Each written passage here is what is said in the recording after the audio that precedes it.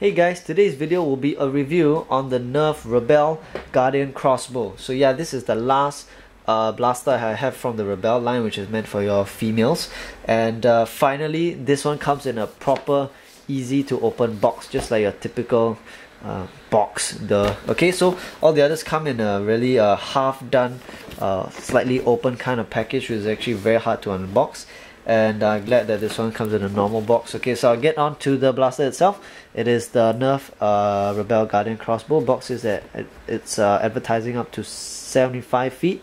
Has a 6-dart rapid blasting, so I guess you can actually hold down the trigger and sort of rapid fire it. And on the back, over here, okay, load darts, fast, pull slide back, and pull the trigger. So yeah, quite a cool looking blaster for what I can tell from the box. And let me just open it up for you.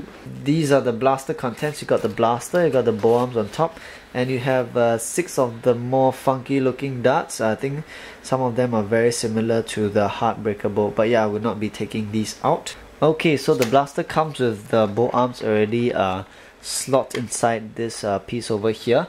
I believe that when you actually attach it, it is not detachable.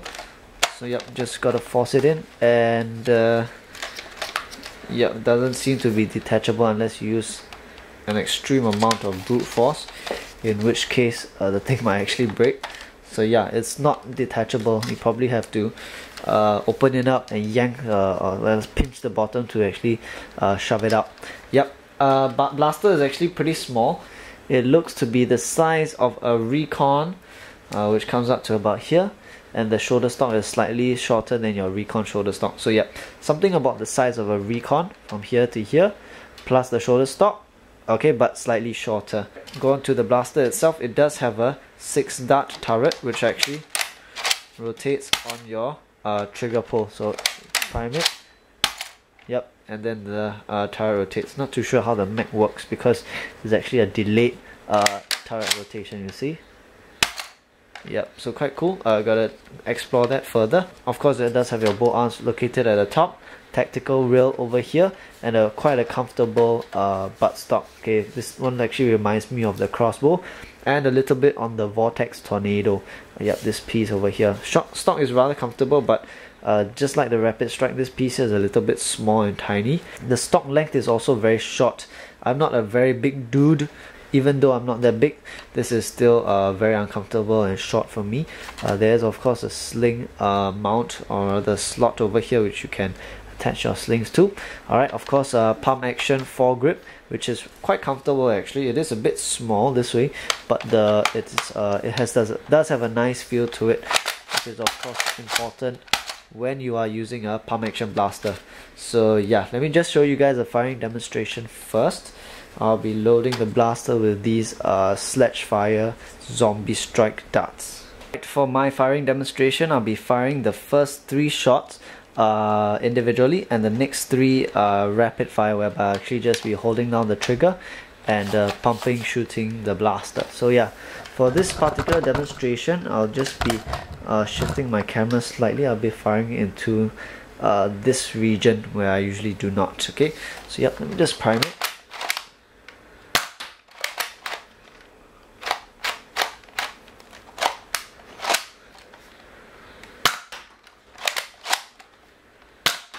Okay, now I'm gonna slam fire it. Alright, this blaster shoots quite well. It is definitely shooting better than your Heartbreaker bow. I'm not too sure whether it will actually hit about 75 feet.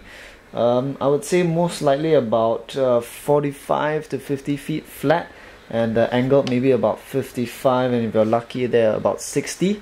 Yeah. Let me just go through some of the things I do not like about this blaster. Okay, for the priming handle, if you can hear this, there's a lot of mechanism and some funky stuff going on the side which I don't know what's happening, which actually makes the prime a little bit stiffer and a rather a rough kind of feel to it, which I do not like. You'll see that when you're trying to slam fire it, there's actually slightly slower because of the way the system is actually being done. So I'm not too sure what's going on inside there.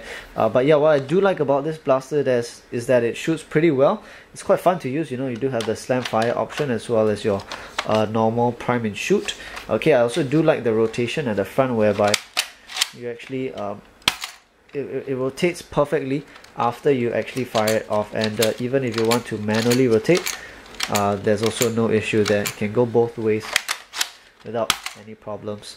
So yeah, I do not really like the Maverick style where, you know, half trigger pull rotates it halfway and the remaining trigger pull actually rotates or advances the turret entirely. For this blaster, it did cost me $24.99 and is the most expensive among the 5 blasters I bought from the Rebelle line.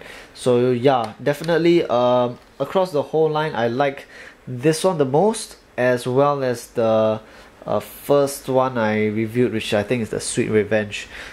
Pink Crush is more or less something like a Fire Strike, so you may or may not like it, and but does not have any dart holders, so that's the downside to it. Otherwise, this is something different that we have not seen in a while. Most of the other blasters are either a bit repetitive or, you know, makes use of some other blaster, you know, incorporate some other blaster into it, so there's no originality there. But the Nerf Rebelle Guardian Crossbow is something new, which I like. It also does seem to be firing one of the hardest, and the rotation mech is actually, you know, in my opinion, more efficient than your regular turreted blasters. I do believe that there's more room for modding potential also. Moreover, since these arms are actually very loose, I guess modders out there would have a way of actually increasing this performance without even accessing the internals of this blaster. So yeah, I like the Nerf Rebelle Guardian Crossbow the most, and I actually do quite like it as a blaster as a whole. And if you guys are thinking of getting this, I would say yeah, you can. I think it will make a good cosplay blaster as well, maybe for some of those Van Helsing, zombie slayer, vampire slayer kind of character. Yeah, this could come in quite handy, and moreover, it is already able to shoot. So yeah, this painted like black and a little bit of brown and silver, I think would be quite a good design. So yep, that's my review on the Nerf Rebelle blaster. I would get it if I do have $25, and even if I don't, I would consider getting this. Yeah, so yeah, I like this blaster, and if you guys have any thoughts, let me know in the comment section below. Give me a thumbs up if you like the video. Thanks for watching.